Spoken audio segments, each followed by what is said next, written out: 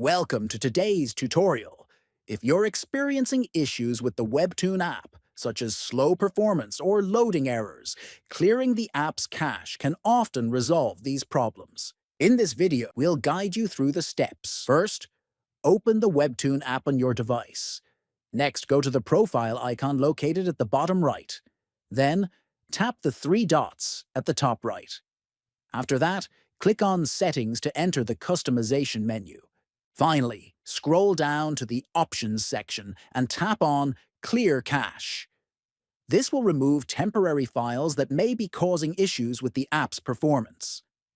Clearing the cache can help improve the Webtoon app's performance by removing unnecessary temporary files. If you continue to experience issues, consider reinstalling the app or checking your network connection. If you found this video helpful, please like, share, and subscribe to our channel for more tutorials. Thank you for watching.